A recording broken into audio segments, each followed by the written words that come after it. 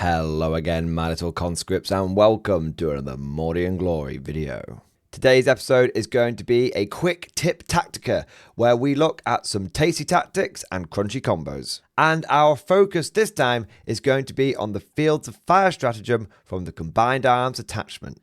And I want to do a big shout out to the MG livestream community because I was talking about Combined Arms, I was talking about the stratagems, and it was those guys in the live stream that actually pushed back a little bit and said, Mordian, you really need to be looking at Fields of Fire more. It's not just a simple AP boost, it's actually something that can really combo well with certain units.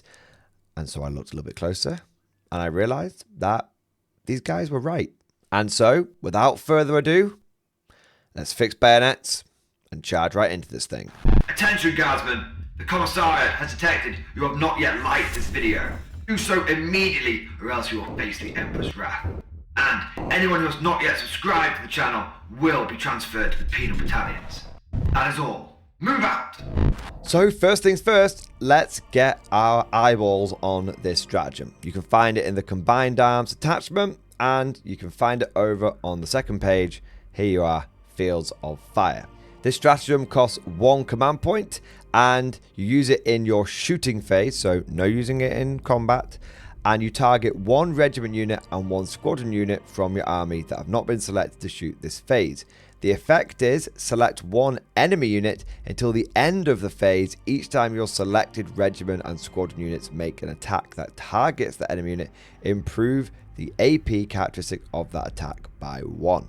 Now, when I first saw this thing, my mind sort of naturally went to the idea of infantry platoons and Lehman Russ tanks. But actually, that's not the best way of using these things. If you think about what weapons your infantry platoons are going to be armed with, they're going to have like plasma and melter guns as their special weapons, and then they're going to have las guns for everything else. If they're Cadians, they'll have autoguns and sergeants, which are basically las guns. If they're Kriegers, they will have plasma pistols, which start falling into that special weapon category. So the thing is that Fields of Fire isn't that great for those units because the las guns are only AP dash. So if you make them AP 1, it doesn't really help because the enemy is going to be in cover. So the extra AP doesn't really mean anything. And if you use it on the plasma melter, well, those things typically have enough AP to get across the line anyway. I suppose it would be much more helpful for weapons that kind of fall into that category of being AP-1, AP-2 natively. And so Fields of Fire does work well with things like the Rogal Dawn battle tank, because that thing has AP-2 on the gun, but really we want AP-3. And if you put heavy bolter sponsons on it, they're only AP-1, but we can get them up to AP-2. That really, really helps. But again, I was thinking about this in terms of having infantry and then having tanks working side by side. It's all well and good this is helping the Rogal Dawn, but it's not doing as much as it really feels like it could be doing for the infantry. I'm not saying they wouldn't get any benefit from it, but it doesn't feel like we're getting quite as much juice for the squeeze, as it were. And so that's why I said that Fields of Fire was a great stratagem. It's not one that you necessarily want to be building any combos around. But I was wrong. Because there are a few units, and we sort of mentioned the Dawn already, but there are a few units that can really benefit from this. And there's a couple of sneaky tricks that you can really make work. The first one being, these units that are coordinating via Fields of Fire don't need to be anywhere near each other. They don't. I keep thinking, you need, because of how the stratagem used to work, that you had to have units that were kind of working in coordination with each other, but that's not true. You just have 1 regiment unit anywhere on the battlefield, 1 squadron unit anywhere on the battlefield, and even if they can't see the enemy, even if they're miles apart, it doesn't matter. They can both be beneficiaries of this stratagem. And so rather than thinking of this stratagem in terms of infantry platoons and tanks, how I started thinking about the stratagem was in terms, well, in multiple ways. One of the first ways I started to think about it is in terms of artillery and tanks. You see, one of my favorite artillery pieces right now, the one that I recommend as the go-to for everyone, is the artillery team. The artillery team with the heavy mortar is just solid. It's got reliable D6 plus 3 shots. It's got damage 2. It's got strength 8, so it's winning a lot of infantry on 2s. It's just great. The only problem with it is it's AP -1, so often it feels like it's AP minus nothing. But if you take the artillery team, and it's cheap, it's only 95 points. But if you take the artillery team and have it benefit from Fields of Fire, well, suddenly it goes from being AP -1 to AP -2, and that's actually a really big bonus for that unit. And so if you think about this in terms of, well, if you love Rogal Dawns and you love artillery teams, that's a really good combo for Fields of Fire. Because the Rogal Dawn, it wants to be going from AP2 to AP3 to really get it across the line with its main gun. Now that thing is starting to put in the work. And the artillery team, because it's not a full-blown damage dealer, but it's more of a harassing fire kind of thing, it just wants to feel like it's got some AP, not like none, or because 1 basically means none with cover. Well, now that thing is getting a tangible feeling, a tangible boost to what it's trying to achieve as well.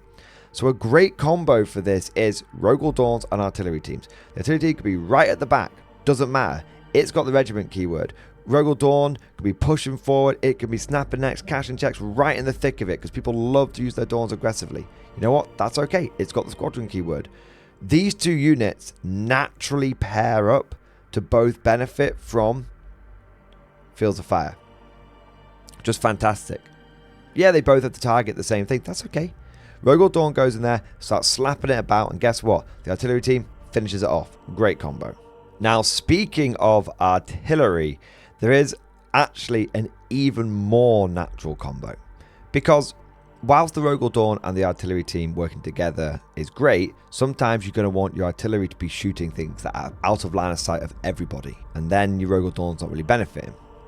But you can actually pair up artillery to benefit from Fields of Fire. You could have a regiment artillery team and a squadron artillery piece both benefit from this. Think about it. Take an artillery team. It's got the regiment keyword. Take a basilisk. It's got the squadron keyword. Fields of Fire. Both of those units will be targeting the same thing. They can happily coordinate fire to wipe out that 5-man squad from off that backfield objective. When you actually think about it, an AP -3 basilisk is terrifying. AP -3 basilisk is actually peak. And so, even though this is a very simple combo, just take an artillery team, take a basilisk, have a great time, I actually feel like it's one of the most powerful combos. And if you're like, well, that's kind of expensive because basilisks are like 140, and 2 artillery teams are only 95 points each, I might want to go down that route instead. Yeah, you could do. But if you're worried about costs, I don't recommend this because I think that the other part of it isn't really benefiting.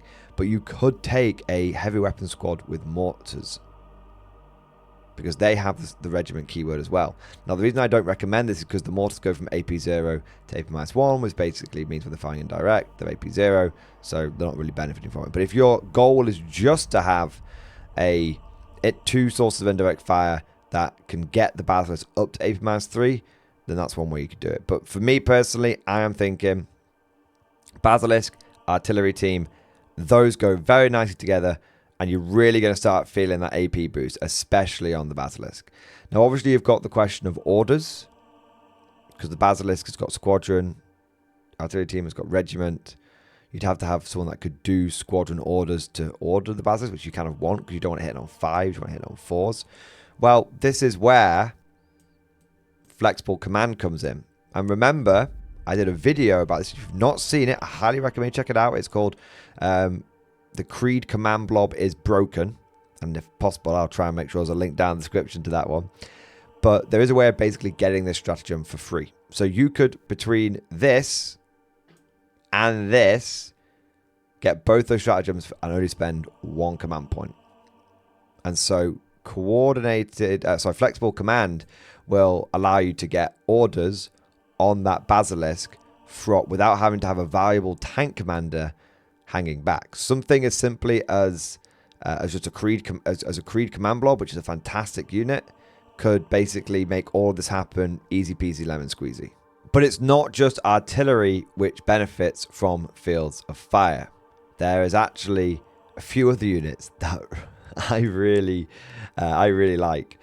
So one of them is actually Sentinels, and I think Sentinels is really key here. Sentinels have both the regiment and squadron keyword. Now, this may not be rules as intended, but I feel like this is rules as written. But a single squadron of Sentinels can fulfill all of the criteria for fields of fire, removing the need to have 2 units.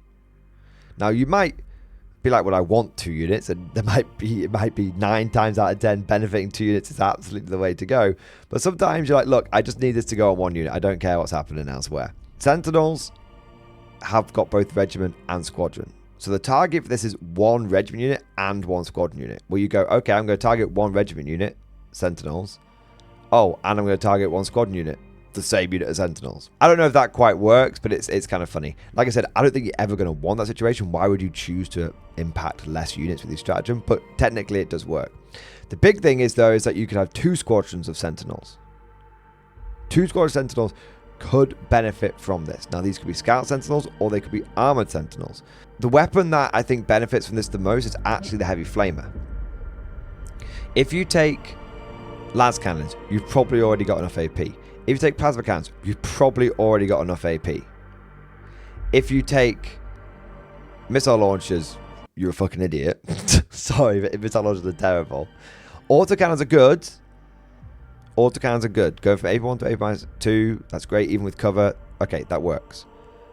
But Heavy Flamers have ignores cover and would go up to AP-2. That's pretty tasty. That's a pretty tasty combo. So I like Sentinels this. I also like the fact that Sentinels, not just working with each other, but Sentinels are kind of like the ultimate catalyst for the stratagem across the board. Sentinels and Rogal Dawns work great as a combo. Sentinels and any other squadron unit out there work great for this.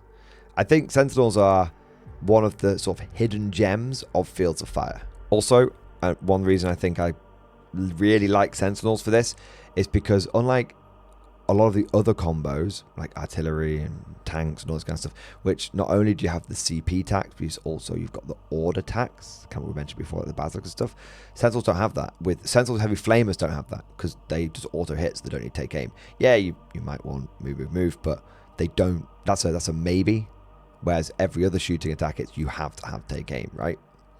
So I think I like Sentinels because it is the minimum investment on a CP and tax point of view, CP order tax point of view.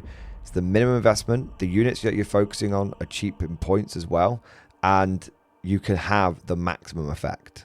Now, speaking of Sentinels and Flamers and all that kind of stuff, there are a couple of other units that I think kind of benefit from Fields of Fire.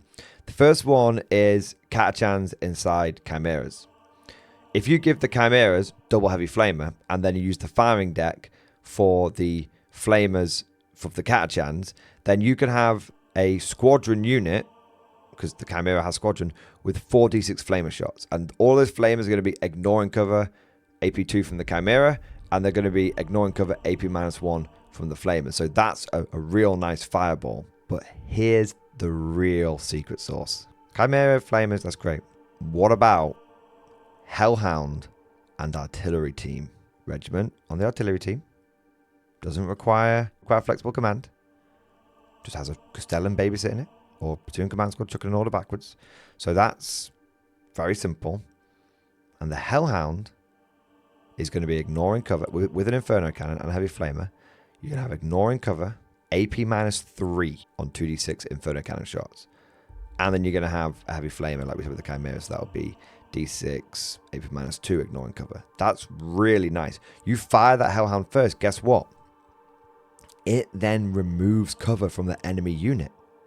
So when your artillery team fires, it's AP2 because of Fields of Fire, and it ignores cover, or technically the enemy can't benefit from cover because of the Hellhound.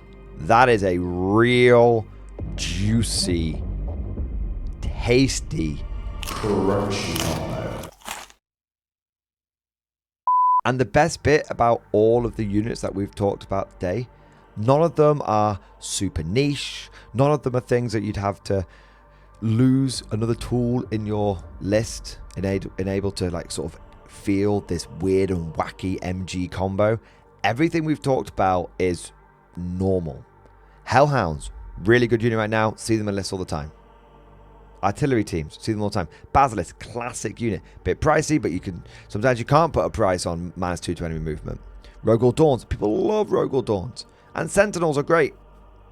Loads of lists have got scout cells, even just like 1 or 2 of them running around. And it doesn't.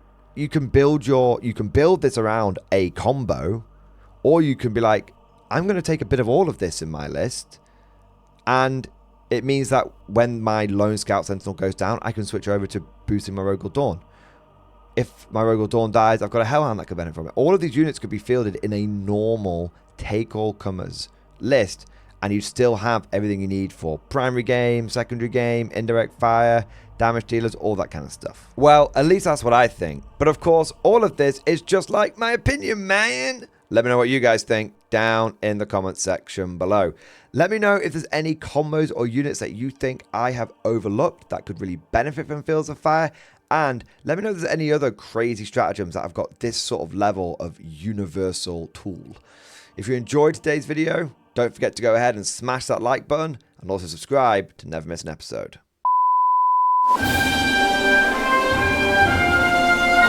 Would you like to know more?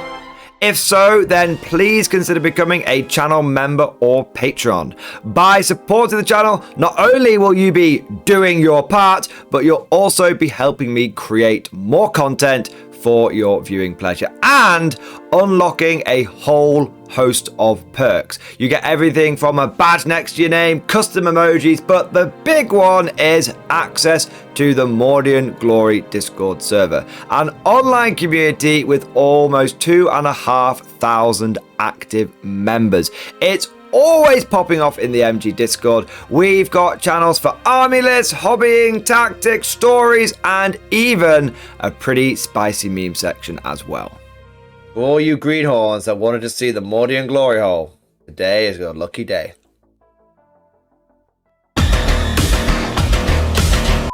And joking aside, I do want to say a massive thank you to all of the current channel members and patrons. You guys are amazing. Truly the lifeblood of the channel. I could not do Mordian Glory full-time without the incredible and generous support of my members. So thank you guys so much. And last but certainly not least, I want to say a personal thank you to all of my top tier Patreons. These are the War Masters, the people who have truly gone above and beyond the call of duty. So a heartfelt thank you to Alex Dengal, Bon Vert, Lord Pryor, Mark Panconi, RJ Scorpion, Swordfish Trombone, Try Again Bragg, John Stubbs, Nick Walsh, Diesel Fox, and August Barney. Seriously guys, thank you from the bottom of my heart. Your support is incredible and it makes a huge difference. Thank you so much. That's all for now. Hope you've all enjoyed today's video, and of course, as always, see you guys next time.